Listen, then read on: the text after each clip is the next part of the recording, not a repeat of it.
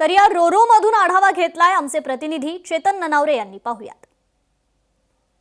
आता आपण कोकणाकडे रवाना होत आहोत आणि मुंबईच्या किनाऱ्याला सर्वच लोक बाय बाय करत आहेत. अर्थातच हा नजारा वेगळा दिसतोय कारण आपण वेगळ्या डेक मध्ये पोहोचलेलो आहोत. जसा मी उल्लेख केलेला होता की 4 प्रकारचे जे स्तर ठेवण्यात आलेले आहेत, त्याच्यामध्ये मग इकॉनॉमी आहे, दुसरा प्रीमियम इकॉनॉमी आहे, तिसरा जो आहे बिझनेस क्लास.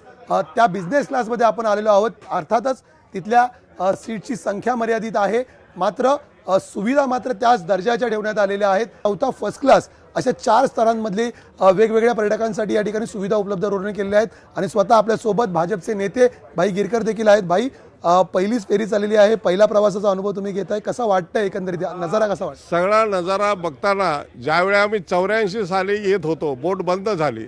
ही जुनी बोट जी चौकोले कंपन्याची होती, कोकण कन्या, कोकण रत्न, या बोटीने मी अनेक वर्ष प्रवास केलेला आहे.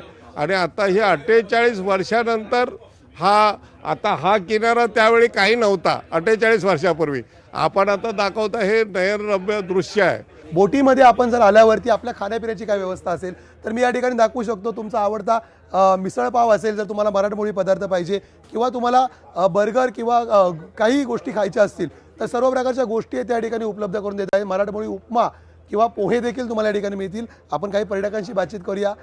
वाटलं होतं का एवढा चांगला प्रवास होऊ शकतो? आता प्रवासाला सुरुवात झालेली आहे, कसा सुरुवातीचा अनुभव आहे? चांगला आहे अनुभव.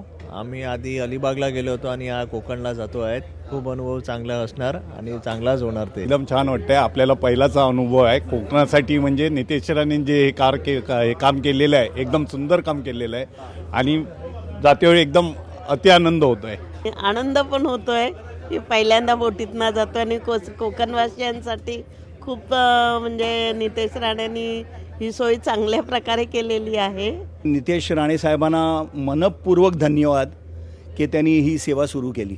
खंत वाटत होती का? कारण सगळ्यात मोठा समुद्र किनारा हा कोकणाकडेच आहे आणि बोट सेवाच नव्हती. प्रश्नच नाही ना की आता सागरी मार्ग केवढा उपलब्ध आहे आपल्याकडे आणि आपण यूज करत नाही आहोत.